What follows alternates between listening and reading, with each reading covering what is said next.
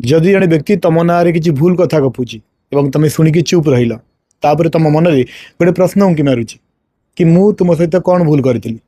किंतु प्रश्न यहाँ हवा उचित कि तुम्हें मत जान ना तुम्हें केवल निज मन को हल्का करने को मो विषय एमती चेष्टा कर कहू जितेबले जड़े व्यक्ति निज जीवन में असंतुष्ट थाए जिते ता भीतर गिल्टी जेलस बा इनसिक्योरिटी थाए तो माइंड गोटे सर्टकट खोजे प्रोजेक्शन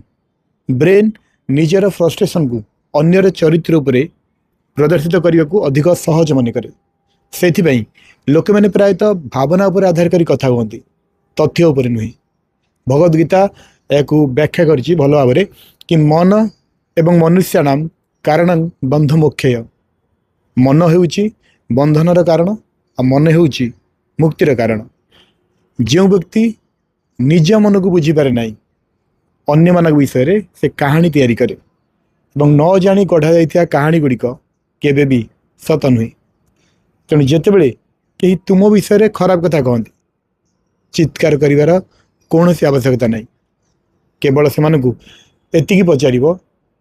कि तमें मत जान ना निजे तुम निज मन को हल्का करने को मो विषय एमती गपिया को चेष्टा कर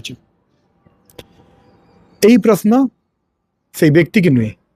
बरं से व्यक्तिर मन को प्रकाश करे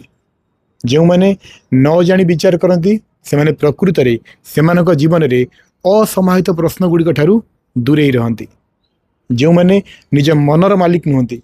से सर्वदा अन्य मानकर चरित्र को विचार करती तेणु मन रखु जो मैंने तुम विषय सत जाना चाहती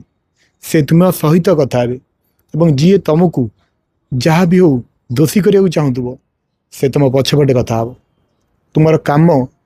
निजी को बुझेबा नुहे किंतु तुम मन को शांत रखा कारण जी तुमको न जानी कथा कहूँ से तुम विषय कहूना निज विषय कहूँ यह बुझीगले जन व्यक्ति शांत हो जाए कहीं सत को एक्सप्लेनेशन आवश्यकता न थाए यह केवल समय आवश्यक श्रीमद् भगवद गीतार यह श्लोक यस्मान्नो द्विजते लोको लोकान्नो द्विजते च यः हर्षामर्ष भयोद्वेगो मुक्तो य सह चमे प्रिय जो व्यक्ति अन्य मानक विरक्त करे नहीं एवं निजे अन्य मानक द्वारा विरक्त हुए नहीं